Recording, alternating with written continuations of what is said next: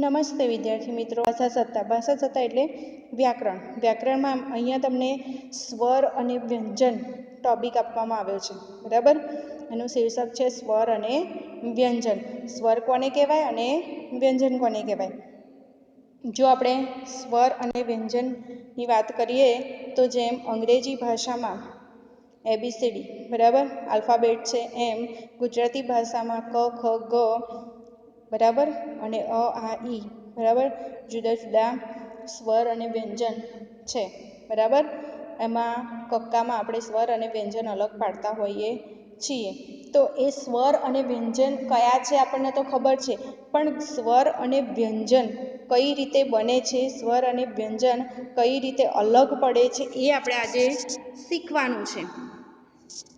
તો આપણે વાત કરીએ કે ભાષાનો નાનામાં નાનો ઘટક એ ધ્વનિ છે, બરાબર.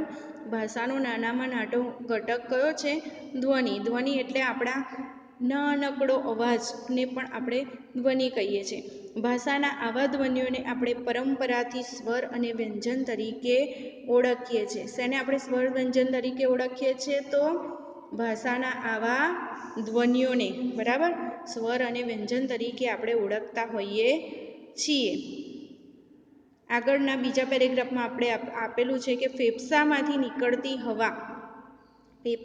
નીકળતી હવા શ્વાસનળી દ્વારા સ્વરપેટી અને નાદતંત્રીઓમાં આવે ત્યારે અવરોધાય છે. શું થાય છે? કે ફેફસામાંથી જે હવા, બરાબર, આપણે શ્વાસ લઈએ છીએ એ ક્યાં જાય છે? ફેફસામાં, અને પછી ઉચ્છ્વાસ બરાબર રૂપે બહાર નીકળતી હોય છે. અને એ જે બહાર નીકળવાની જે પ્રક્રિયા છે ત્યારે એ વચ્ચે અવરોધાય છે. કઈ જગ્યાએ અવરોધાય છે? બરાબર, સ્વરપેટી કે નાદતંત્રીઓમાં અવરોધાઈને તે મુખ પદ કે નાસિકા પથ દ્વારા એ બહાર નીકળતી હોય છે. અહીંયા તમે જોઈ શકો છો કે ફેફસામાંથી નીકળતી હવા શ્વાસનળી દ્વારા સ્વરપેટી અને નાદતંત્રીઓમાં આવે ત્યારે અવરોધાય છે અને મુખ પથ કે નાસિકા પથ દ્વારા તે બહાર આવે છે ત્યારે તે ધ્વનિ રૂપે સંભળાય છે, બરાબર.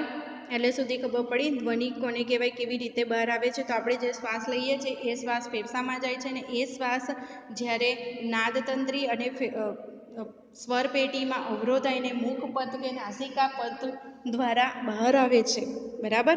અને ત્યારે આપણને જે ધ્વનિ રૂપે સંભળાય છે, બરાબર.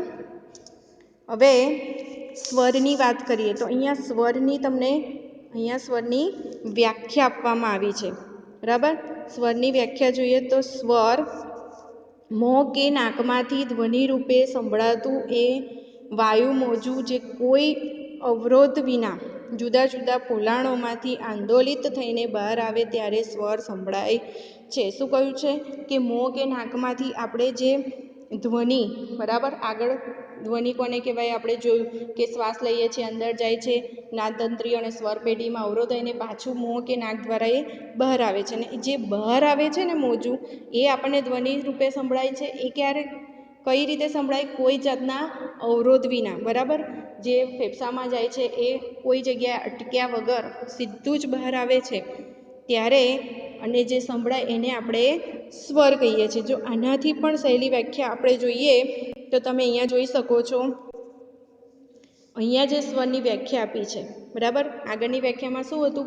કોઈ પણ જાતને અવરોધ વિના જે બહાર આવે એને આપણે સ્વર કહીએ છીએ. તો બીજું પણ એમાં એડ કરી શકાય કે જે ધ્વનિઓનો ઉચ્ચાર કોઈ પણ બીજા ધ્વનિની સહાય વિના થઈ શકે તેને સ્વર કહેવાય. જે ધ્વનિનો ઉચ્ચાર આપણે બીજા કોઈ ધ્વનિની જરૂર ના પડે. એટલે તમે જોશો, વ્યંજનની વાત આપણે સમજીશું ને ત્યારે તમને ખબર પડશે કે વ્યંજનમાં હંમેશા બે ધ્વનિઓ ભેગા થતા હોય છે, બરાબર. દરેક વ્યંજનની સાથે સ્વર જોડાયેલો હોય છે, જ્યારે સ્વરની સાથે કશું જ જોડાતું નથી. એટલે વ્યંજન જોડાતું નથી હોતું, એ સ્વતંત્ર હોય છે અને ફેફસામાંથી એ કોઈપણ જાતના અવરોધ વગર બહાર આવતો હોય છે. તો ખબર પડી ને, કોઈ પણ જાતના અવરોધ વગર બહાર આવે અને જેને કોઈ પણ ધ્વનિની સહાય પડતી નથી, એવા ધ્વનિને આપણે સ્વર કહીએ છીએ. તો ગુજરાતી ભાષામાં કયા કયા સ્વર છે એની વાત કરીએ તો ગુજરાતી ભાષામાં અ, આ, બરાબર. ગુજરાતી ભાષામાં કયા કયા સ્વર છે? અ, આ, ઈ, ઉ, રૂ, એ, ઐ, ઓ, ઔ, અમ વગેરે સ્વર છે. બરાબર. ફરીથી આપણે જોઈએ તો અ, આ, નાનો ઈ, મોટો ઈ, નાનો ઉ, મોટો ઉ, રૂ, એ, ઐ, ઓ, ઔ અને અમ બરાબર જેવા સ્વર ગુજરાતી ભાષામાં છે. તો સ્વરની વાત કરીએ. હવે સ્વરના આપણે પ્રકાર જોઈએ. અહીંયા જે વ્યંજન જેનો ઉચ્ચાર સ્વરની મેળવણીથી થઈ શકે છે તેવા વર્ણને આપણે વ્યંજન કહીએ છીએ. બરાબર. વ્યંજનની વ્યાખ્યા આપણે પછીથી જોઈએ. પહેલાં આપણે સ્વરની વ્યાખ્યા અને સ્વરના ઉદાહરણ જોયા. હવે સ્વરના પ્રકાર જોઈ લઈએ. તો સ્વરના બે પ્રકાર પડે છે. બરાબર. એક તો છે પહેલો સજાતીય સ્વર અને બીજો વિજાતીય સ્વર. સ્વરના કેટલા પ્રકાર છે? બે પ્રકાર, સજાતીય સ્વર અને વિજાતીય સ્વર. સજાતીય સ્વર કોને કહેવાય? તો એક જ સ્થાનમાંથી બોલાતા સ્વરો પરસ્પર સજાતીય કહેવાય. કેવા? એક જ સ્થાનથી બોલાતા સ્વરોને પરસ્પર સજાતીય સ્વર કહેવાય. એનું ઉદાહરણ આપણે જોઈએ તો પહેલું ઉદાહરણ તમને આપ્યું છે અ અને આ.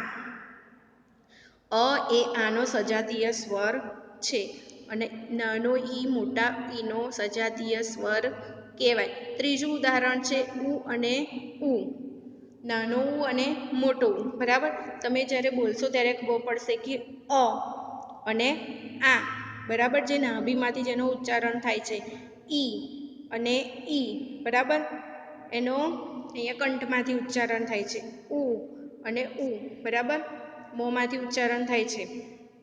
એટલે એક જ સ્થાને જુદા જુદા સ્થાનથી ઉચ્ચારણ થાય છે. આ ત્રણેયનો એક જગ્યાએથી ઉચ્ચારણ થતો નથી. તમે જુઓ તો અનો ઉચ્ચારણ જુદા સ્થાનેથી થાય છે, ઈનો ઉચ્ચારણ અને ઉનો ઉચ્ચારણ જુદા જુદા સ્થાનેથી થતો હોય છે. તો એ જેનો ઉચ્ચારણ જે જગ્યાએથી થાય તો અનો આ સજાતીય સ્વર છે, ઈનો ઈ અને ઉનો ઉ સજાતીય સ્વર છે. ખબર પડી ને સજાતીય કોને કહેવાય? હવે વિજાતીય. જુદા જુદા સ્થાનેથી બોલાતા સ્વરો પરસ્પર વિજાતીય સ્વર કહેવાય. બરાબર. જેનો ઉચ્ચારણ એક જગ્યાએથી ન થતો હોય. બરાબર. અલગ અલગ સ્થાનેથી થતો હોય તો એ સ્વરો એકબીજાના વિજાતીય સ્વર કહેવાય. વ્યાખ્યા આપણે જોઈએ તો જુદા જુદા સ્થાનેથી બોલાતા સ્વરો પરસ્પર વિજાતીય સ્વર કહેવાય. હવે આપણે એના ઉદાહરણ જોઈએ તો અ અને આના વિજાતીય સ્વર કયા છે? ઈ, ઉ અને ઉ. બરાબર. નાનો ઈ, મોટો ઈ, નાનો ઉ અને મોટો ઉ. કોના વિજાતીય સ્વરો છે? અ અને આના. બરાબર. એટલે અ અને આનો જ્યાંથી ઉચ્ચાર થાય છે ત્યાંથી ઈ અને ઉનો થતો હતો નથી. એટલે એકબીજાના વિજાતીય સ્વરો છે. ઈ, નાનો ઈ અને મોટો ઈ. બરાબર. એના વિજાતીય સ્વરો કયા છે? અ અને આ, ઉ અને ઉ. બરાબર. જ્યાંથી બંને ઈનો ઉચ્ચારણ થાય છે ત્યાંથી અ અને ઉનું થતું નથી. ત્રીજું છે નાનો ઉ અને મોટો ઉ. બરાબર. નાનો ઉ અને મોટા ઉની વાત કરીએ, જ્યાંથી ઉચ્ચારણ થાય છે ત્યાંથી આ અને ઈનું થતું નથી. એટલે એ બંને એકબીજાના વિજાતીય સ્વરો કહી શકીએ આપણે. બરાબર. તો તમને આટલે સુધી ખબર પડી ને વિદ્યાર્થી મિત્રો? હવે આપણે વાત કરીશું વ્યંજનની. વ્યંજન કોને કહેવાય? તો વ્યંજન જેનો ઉચ્ચાર સ્વરની મેળવણીથી. બરાબર. અહીંયા તમને વ્યંજન લખેલું દેખાશે અને વ્યંજનની અહીંયા વ્યાખ્યા આપી છે કે જેનો ઉચ્ચાર સ્વરની મેળવણીથી થઈ શકે તેવા વર્ણને વ્યંજન કહેવાય. બરાબર. જેનો ઉચ્ચાર સ્વરની મેળવણીથી થઈ શકે તેને વ્યંજન કહેવાય. તો વ્યંજનના અહીંયા ઉદાહરણ આપેલા છે ક. બરાબર. કની સાથે અ જોડાય છે. જ્યારે આપણે ક બોલીએ છીએ ને ત્યારે અનું ઉચ્ચારણ થાય છે. બરાબર. જ્યારે આપણે શાંતિથી સાંભળીએ ત્યારે ખબર પડશે. ખ. ખની જોડે આનું ઉચ્ચારણ થાય છે ખા. ગની જોડે ઈ તો ગી થાય છે. ઘ જે મોટો ઘરનો ગ છે એની જોડે મોટો ઈ જોડાય ત્યારે ઘી બોલાય છે. ચ ની જોડે ઉ બોલાય ત્યારે ચૂ. બરાબર. આ રીતે સ્વરના ઉદાહરણ અહીંયા આપવામાં આવેલા છે. જો આપણે સ્વરના ઉદાહરણ પછી જોઈએ તો અહીંયા તમને જોશો તો અહીંયા જે સ્વરની વ્યાખ્યા છે થોડી અલગ છે. મોં કે નાકમાંથી ધ્વનિ રૂપે સંભળાતું એ વાયુ મોજું ક્યાંક પૂરેપૂરું કે આંશિક રીતે અવરોધાઈને બહાર આવે ત્યારે વ્યંજન સંભળાય છે. બરાબર, મોં કે નાકમાંથી ધ્વનિ રૂપે સંભળાતું મોજું ક્યાંક પૂરેપૂરું કે આંશિક રીતે અવરોધાઈને બહાર આવે ત્યારે એ વ્યંજન સંભળાય છે. આગળ જેમ આપણે સ્વરની વ્યાખ્યા સમજ્યા હતા તેમાં શું છે, અવરોધ વિના બહાર આવે અને વ્યંજનમાં અવરોધાઈને બહાર આવે છે. સ્વરમાં કેવું, કોઈ ધ્વનિ બીજા ધ્વનિ સાથે જોડાવાની જરૂર પડતી નથી, જ્યારે વ્યંજનમાં બે ધ્વનિઓ જોડાવાની જરૂર પડે છે. એટલે આટલો ફરક છે સ્વર અને વ્યંજનમાં. બરાબર, તો વ્યંજન જે શબ્દ છે એને આપણે છૂટો પાડીએ તો વ્યંજન એટલે વી પ્લસ અંજન.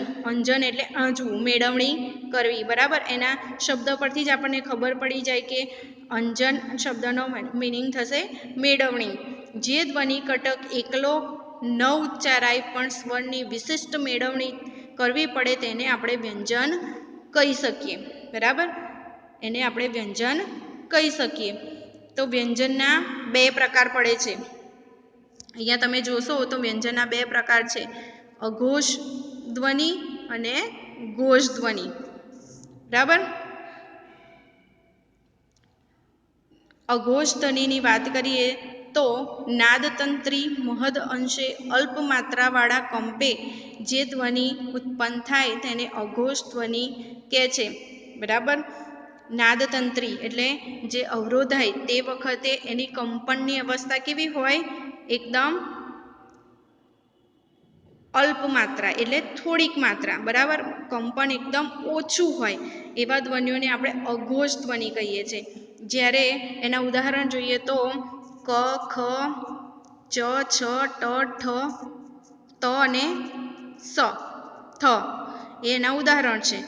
ઘોષ ધ્વનિ કોને કહેવાય, તો નાદતંત્રી સહેજ વધુ કંપનની અવસ્થામાં હોય ત્યારે ધ્વનિ ઉત્પન્ન થાય તેને અઘોષ ઘોષ ધ્વનિ કહેવાય. અને ઘોષ ધ્વનિઓ ગુજરાતી ભાષામાં કયા છે, ગ, ચ, જ, ડ, ઢ, દ અને ધ. બરાબર, આટલા ઘોષ ધ્વનિઓ છે. તો આપણે ખબર પડી ને ઘોષ ધ્વનિ કયા અને અઘોષ ધ્વનિ. તો અઘોષ ધ્વનિમાં કંપનની માત્રા ઓછી હોય છે અને ઘોષ ધ્વનિમાં કંપનની માત્રા વધુ હોય છે. બરાબર, આટલી માહિતી આપણે જેટલી માહિતી આપણે મેળવી એટલી માહિતી તમારે નોટબુકમાં જોઈને લખી દેવાની છે. બાકીની વાત આપણે નેક્સ્ટ લેક્ચરમાં કરીશું. Thank you.